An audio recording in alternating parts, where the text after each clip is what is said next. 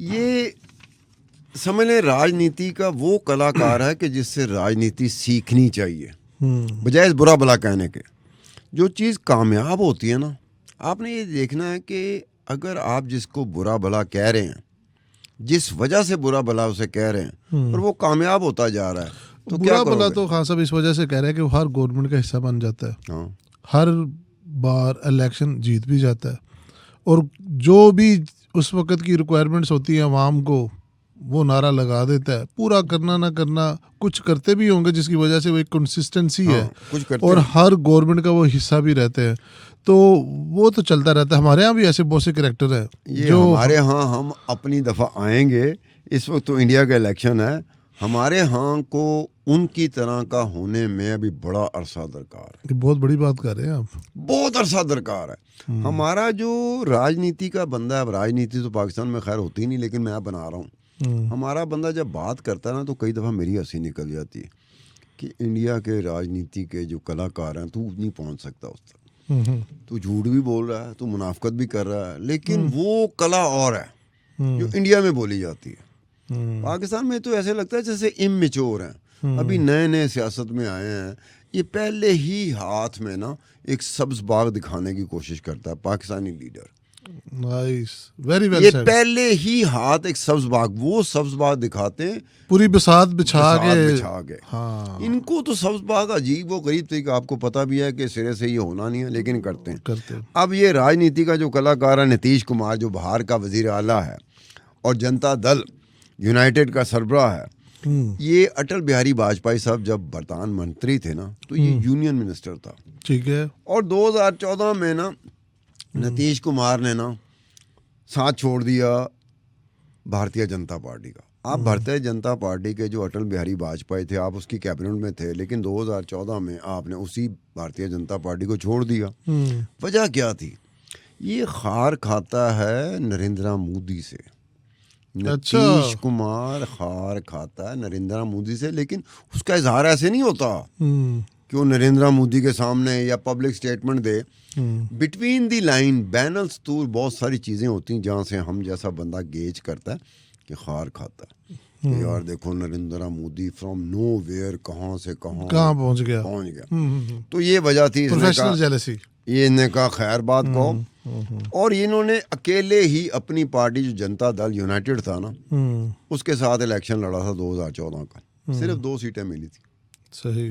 2 सीटें मिलने के बाद इन्होंने क्या किया, इन्होंने कहा यार ये गड़बड़ है। तो 2015 में लल्लू प्रसाद यादव, ये पाकिस्तानी लोग लल्लू प्रसाद यादव को नहीं भूल सकते, नहीं भूलते, बिल्कुल नहीं भूलते। अगर इंडिया के कुछ लीडर पाकिस्तानी लोगों को याद हैं तो उसमें लल्लू प्रसाद यादव भी बिल्कुल ऐसे ही है, बिल्कुल ऐसे लल्लू ही है। प्रसाद बड़ा यादव मजेदार कैरेक्टर है वो भी बिहार का चीफ मिनिस्टर रहा है।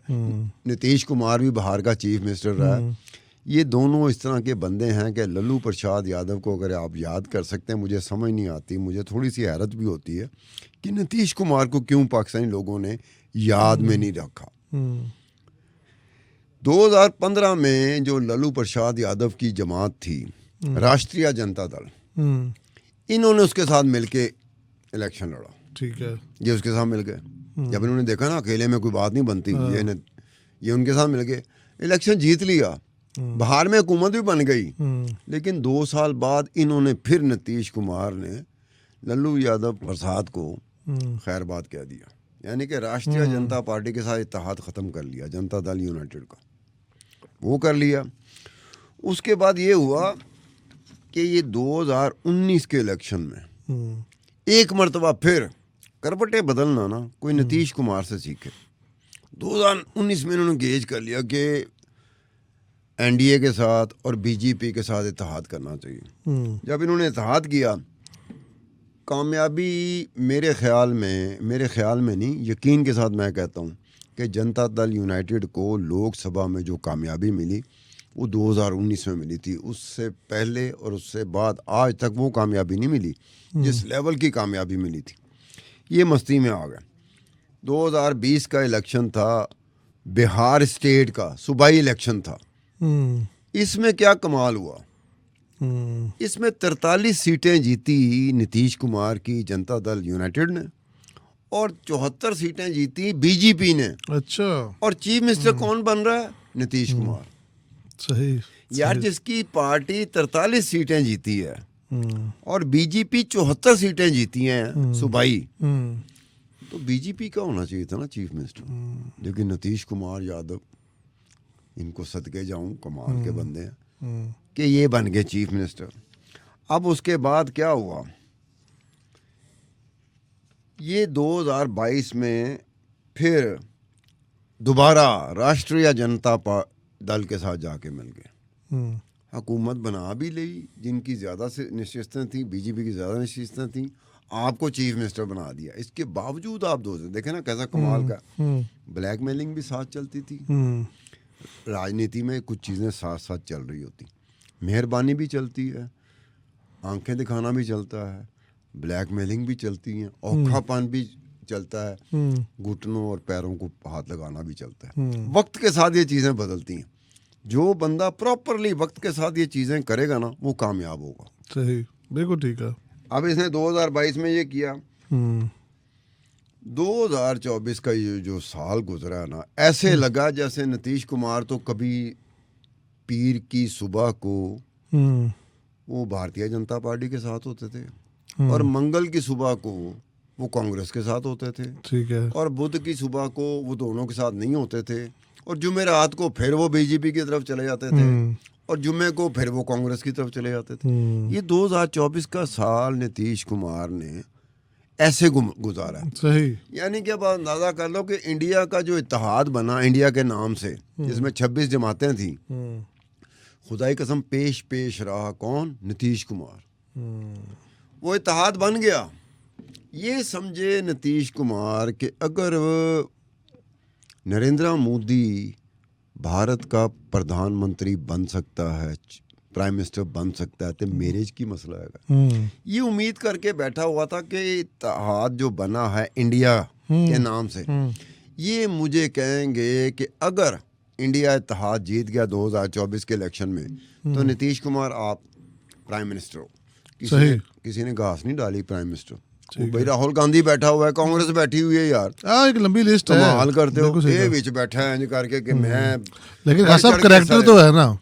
अच्छा, जब उन्होंने घास नहीं डाली ना, फिर ये दोबारा मजबूरी नीतीश कुमार की कि भारतीय जनता पार्टी की तरफ आ गया। ठीक है, अब इधर आया, अब मसला बन गया इस एक वक्त में जब आप और मैं बात कर रहे हैं कि नरेंद्र मोदी को, बीजेपी को 31 सीटों की जरूरत है। अगर तो 31 सीटें उनको मिल गई अपनी जमात की, ये जो काउंटिंग चल रही है, अगर मिल जाती हैं, वो 272 नशिस्तें का टारगेट हासिल कर लेती हैं विदाउट एनी इत्तेहाद, विदाउट एनी, हाँ, फिर वो घास नहीं डालेंगे, ना चंद्रा बाबू नायडू को डालेंगे, ना नीतीश कुमार को डालेंगे। बिल्कुल ऐसी है। लेकिन अगर ये 31 का जो फर्क है ये रहा अपनी जगह पर, फिर चंद्रा बाबू नायडू भी बायां पैर दाएं पैर पे रखेंगे और नीतीश कुमार दायां पैर बाएं पैर पे रखेंगे, क्योंकि नरेंद्र मोदी झुका होगा, बीजेपी झुकी होगी, और इसी तरीके से जो इंडिया इत्तेहाद है, कांग्रेस वगैरह, ये झुकी होगी। सब ब्रॉडर स्पेक्ट्रम में जाते हैं। आपको क्या लगता था कि कांग्रेस इतना अच्छा परफॉर्म कर देगी? बिल्कुल नहीं, मैं कभी सोच भी नहीं सकता था कि कांग्रेस के साथ 2014 और 2019 में ऐसा हुआ कि एक इलेक्शन में 44 सीटें, एक इलेक्शन में 52 सीटें।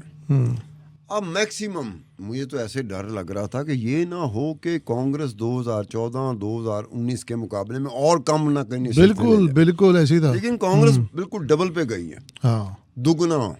93 तक सोच रहे थे हम लोग कि 93 90 इतनी ले सकेंगे। ये भी मैंने नहीं सोचा था। अच्छा, मैंने नहीं, कांग्रेस के बारे में मैंने 90 भी नहीं सोचा था। उससे भी कम वही था कि 40 50 60 पे, क्योंकि नरेंद्र मोदी और बीजेपी जिस तरह हुकूमत कर रहे थे और जिस तरह से उनके वसाइल के ऊपर, जिस तरह से उनका हाथ पड़ा हुआ था हुकूमती वसाइल के ऊपर, उससे पहले हुकूमती वसाइल को इस तरीके से किसी हुकूमत ने इस्तेमाल नहीं किया था। ठीक है, जिस तरीके से नरेंद्र मोदी और बीजेपी कर रहे थे, वो तो सिरे से लगी नहीं। मैं तो कह रहा था 400 से ऊपर जाएगा। ये नरेंद्र मोदी नहीं कहता था कि मैं 400 लूंगा, ये अब्दुल सत्तार खान को भी बिल्कुल जिस तरह आपने वो बताया था मिशन 144, मिशन 144, और तो ये था कि 400 से ऊपर जाएंगे। हाँ, ठीक है, अप्रोच भी बड़ी प्रैक्टिकल थी वो, और उनके थे। अब ये बिल्कुल शॉकिंग सरप्राइज था कि ये इस तरह से आएगा। और मैंने अपना जो शो में जो बात की थी कि जिसको मैंने सिंबॉलिक बनाया था कि राहुल गांधी को, कांग्रेस को ये करना ही नहीं चाहिए था। वो क्या था, अमेठी और रायबरेली 2 नशिस्तें हैं उत्तर प्रदेश में, सही, जो कि कांग्रेस के पुरखों की, फ्रॉम द डे वन इनके पुरखों की नशिस्तें हैं। ये यहीं से लड़ते हैं, या अमेठी से लड़ेंगे या रायबरेली से लड़ेंगे। अमेठी से हार गया था 2019 में, राहुल गांधी हार गया था, ठीक है, और स्मृति ईरानी के हाथों हार गया था। अब बड़े बुरे तरीके से हार गया था। That was the shocking surprise. 2019 का जो सबसे बड़ा अपसेट था वो अमेठी से राहुल गांधी का हारना और स्मृति ईरानी का जीतना। बिल्कुल ठीक है। स्मृति ईरानी उसी बिना पर बाद में यूनियन मिनिस्टर, वफाकी वजीर भी बन गई। बिल्कुल, बड़ा इस मरतबा जब 2024 में इंतखाबात हो रहे थे तो मैं यही देख रहा था कि अमेठी का क्या राहुल गांधी दोबारा अमेठी की नशिस्त इलेक्शन लड़ेगा कि नहीं। मैं कल्ला क्या, पूरा इंडिया इसकी तरफ देख रहा था। अब वो क्या था, वो डिले कर रहे थे। ये डिलेइंग और पेंडिंग जो था ना, ये ज्यादा घबराहट की बात होती है। आप फैसला कर दें कि आपने अमेठी से इलेक्शन लड़ना है या नहीं लड़ना। नॉमिनेशन पेपर करीब दिन आगे हुए थे, 1-2 दिन पहले, आखिरी दिनों में, आखिरी लम्हात में, आखिरी घंटों में किशोरी लाल को इन्होंने आगे कर दिया कि किशोरी लाल लड़ेगा अमेठी से, मैं रायबरेली से लड़ूंगा। तो ये सिंबल जो था ना, ये इशारा या साइन, ये कमज़ोरी की निशानी होती है। यानी कि पूरे मुल्क में, इंडिया में महसूस किया गया यार अमेठी में तो वो लड़ना नहीं चाह रहा, और नहीं लड़ना चाह रहा वो अलग बात है कि 10 दिन पहले कह दे कि मैं नहीं लड़ना चाह रहा। बिल्कुल ऐन उस वक्त में आके वो आगे उसने किशोरी लाल को आगे कर दिया। अब किशोरी लाल अमेठी का इलेक्शन तो लड़ रहा था, लेकिन क्या सोच के लड़ रहा होगा, या इंडिया क्या सोच रहा था। ये अब्दुल सत्तार खान जो आपके साथ बैठा हुआ पॉडकास्ट कर रहा है, मैं क्या सोच रहा था, मैं क्या किशोरी लाल हार जाएगा, ऐसे ही था। किशोरी लाल जीत गया। किशोरी लाल ने शिकस्त दे दी स्मृति ईरानी को और अमेठी से किशोरी लाल जीत गया।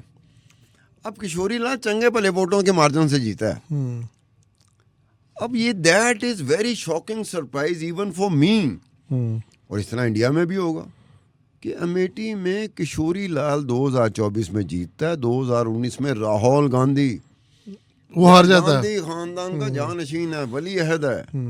मेरे ख्याल में ये सरप्राइज नहीं है, ये उनके डेमोक्रेटिक सिस्टम की मैच्योरिटी है और कामयाबी है। उन्होंने चीज़ों को बैलेंस कर लिया। ये चीज़ आउट ऑफ बैलेंस हो रही थी, डिक्टेटरशिप आ रही थी, डेमोक्रेटिक वैल्यूज़ ख़त्म हो रही थी।